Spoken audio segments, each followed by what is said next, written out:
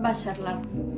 La psicología no es una ciencia entre tantas, sino que tiene una responsabilidad muy grande sobre la cultura contemporánea, sobre las concepciones y hasta sobre la forma de ser de la cultura contemporánea. Entonces, ¿cómo entender mejor la psicología? Desde una epistemología que a su vez tenga en cuenta esta cuestión. Pensamos que es este conjunto de escuelas discontinuistas, como por ejemplo la de Bachelard, que sacudan por sus planteamientos a esta visión.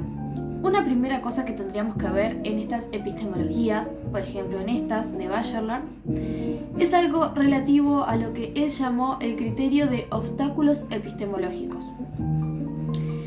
Esta idea se relaciona mucho con la idea de cortes epistemológicos en la historia de la evolución de las ciencias. ¿Por qué?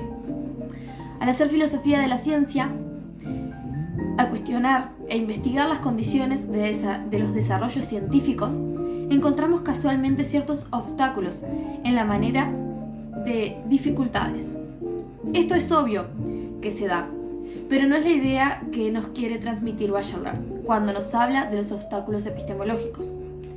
Él se refiere a las dificultades de nuestro aparato de pensar, cuando piensa, entre otras cosas, la ciencia. La ciencia tiene dificultades de conocimiento y promueve, podríamos decir, dificultades de conocimiento. Bachelard aclara rápidamente que no se trata de la vieja cuestión tan citada y comentada de las limitaciones o insuficiencias de nuestros conocimientos. Bachelard da a entender, siendo esto afín a la posterior idea de Foucault de episteme, criterios cuasi estructurales o estructurantes. No hay que pensar con esto que Bachelard es estructuralista. Él alude a limitaciones estructurales de nuestra razón. Esto se parece a aquello de Kant, de las categorías, de lo a priori. Bachelard en estos aspectos casi es kantiano, pero Kant reconoció una universalidad a las categorías que lo hacía cuasi innatista. Lo que ven ahora, en la época contemporánea, tanto Foucault y los estructuralistas con criterios de episteme, o Bachelard con el criterio de obstáculo epistemológico, o Kuhn con la visión de paradigma, es que eso no viene de ningún innatismo a la manera biológica, sino que también viene propiciado o performado por circunstancias histórico-culturales que nos generan epistemes, paradigmas. Todos nosotros seguimos siendo profundamente euclidianos respecto a la espacialidad y mecanicistas desde el punto de vista del movimiento.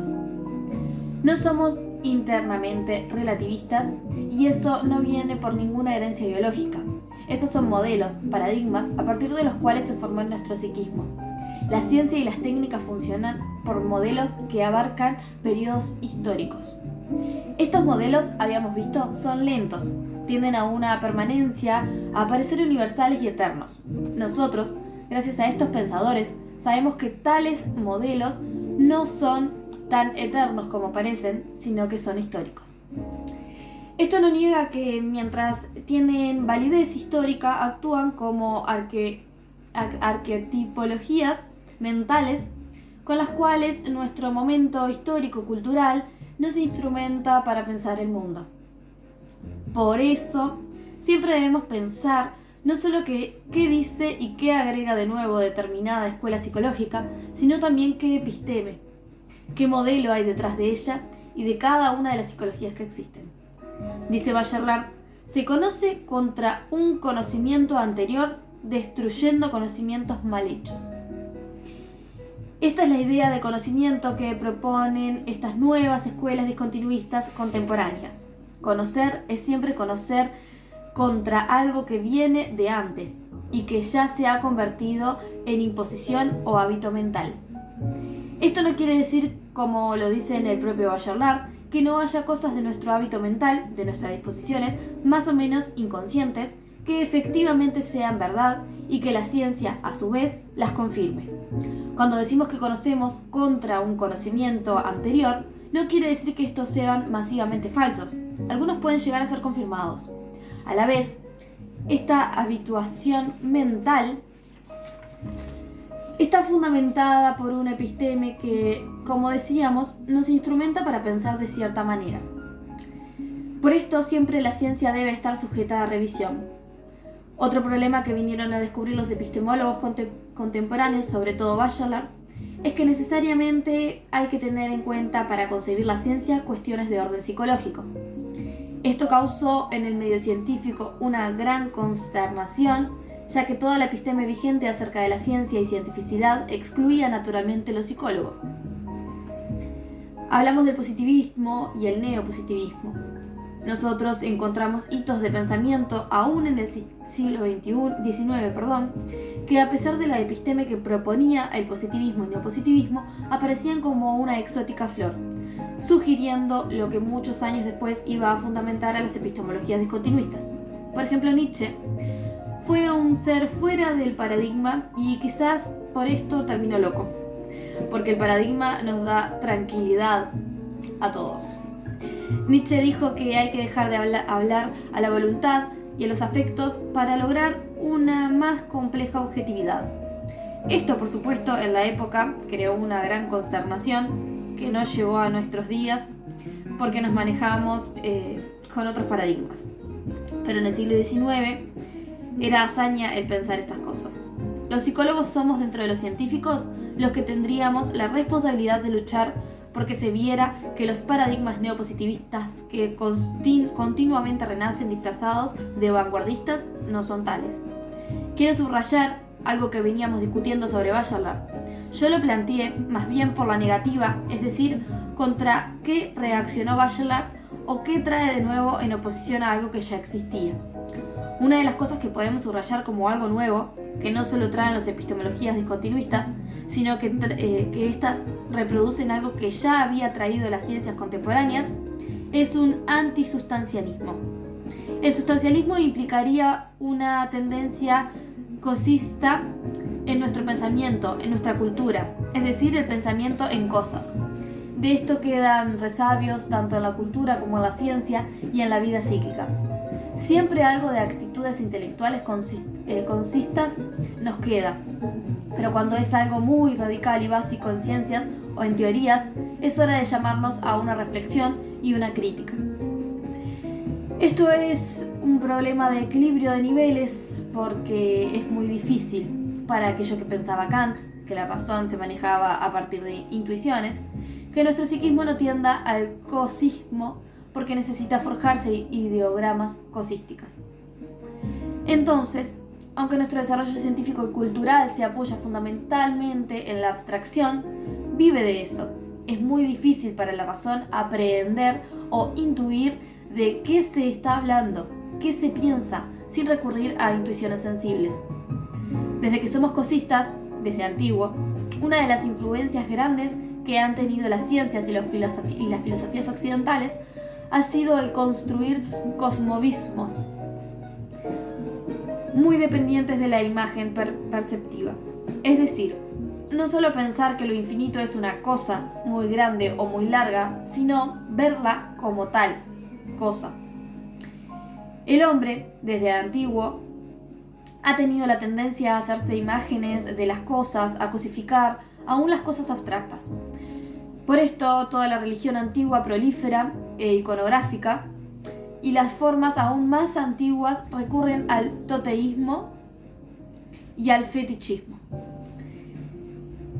Las grandes religiones monoteístas, desde los movimientos judeocristianos de hace muchos siglos, hacen una querella contra las imágenes que pretenden que las religiones devengan en algo puramente abstracto y espiritual, sacar al hombre de la tendencia a cosificar en imágenes sus sentimientos y sus ideas. Las epistemologías discontinuistas serán entonces antisustancialistas en este sentido. Otra cosa, que es una variante de lo mismo, después del Renacimiento empezó a prevalecer una tendencia teórica que las epistemologías discontinuistas han criticado.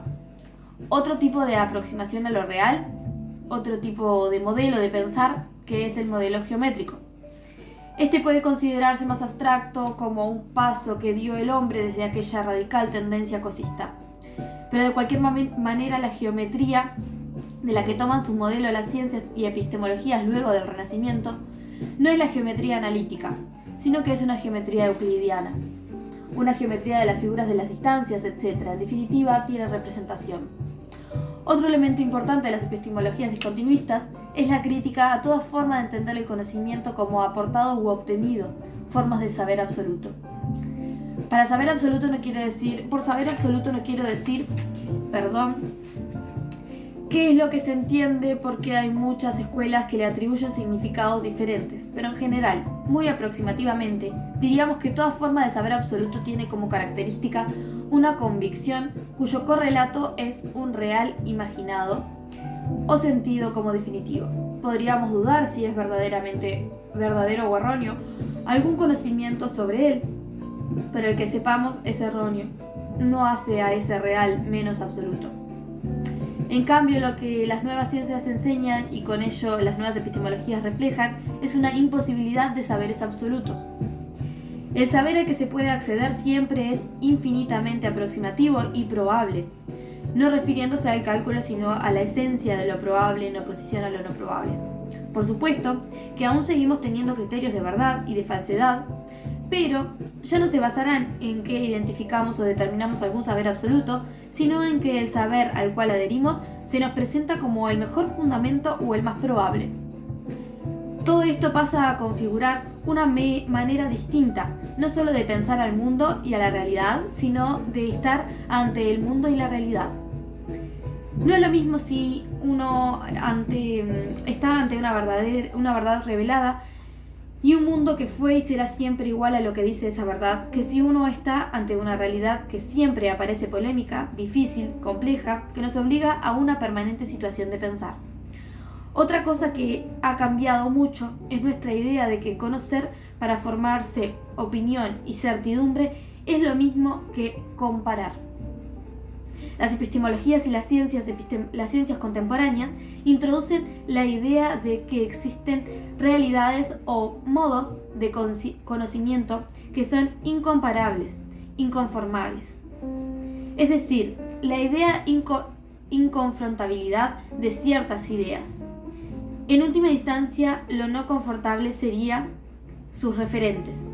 Hay modelos de conocimiento que no son comparables con otros modelos. Todo conocimiento, si llega a devenir conceptos, ideas teóricas, siempre tiende a una sistematización estructurante, es decir, termina siendo una teoría o un cuerpo de teorías que necesariamente son coherentes entre sí. Por ejemplo, el modelo del universo que surge a partir de los modelos coherentes entre sí de Copérnico, Kepler y Newton no es comparable al modelo de Ptolomeo, que también tiene una coherencia interna. No se puede comprender correctivamente un modelo teórico con otro cuando cada uno habla de cosas distintas. En psicología, esto es un problema de todos los días. Dentro de ciertas escuelas o teorías se pueden hacer con provecho ciertas comparaciones de tipo correctivo, pero hay confrontaciones de modelos que son incomparables. Por ejemplo, ¿qué agrega o introduce de nuevo o correctivo la teoría del superyo de Freud a la teoría de la corriente del pensamiento en William James? Es incomparable, es inconfrontable. Son dos modelos que no tienen nada que ver. Esto tenemos que saber detectarlo. Es capital para los psicólogos detectar cuando estamos en condiciones de o tenemos derecho a hacer comparaciones correctivas para mejorar algún conocimiento y cuando estamos en situaciones de inconfrontabilidad. Las ciencias contemporáneas tienden cada vez más a un efecto de homogenización. Esto hace que las ciencias se constituyan con teorías que tienden a una homogeneidad mucho mayor. Ya no subsisten tantos modelos inconfrontables. Por ejemplo, en las ciencias históricamente más maduras, como la física, la química o la biología.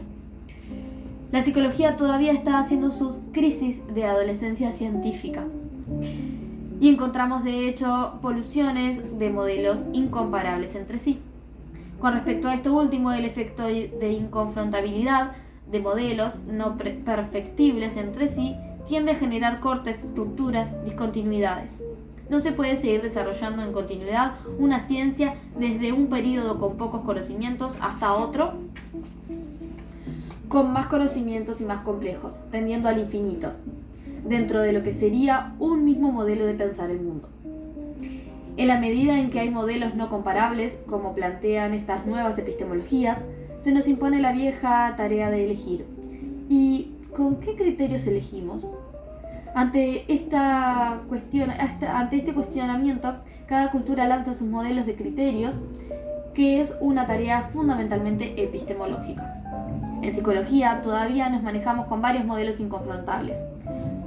Lo de cortes y rupturas alude al momento histórico en que se salta o se pasa de una modelística a otra que no es meramente correctiva.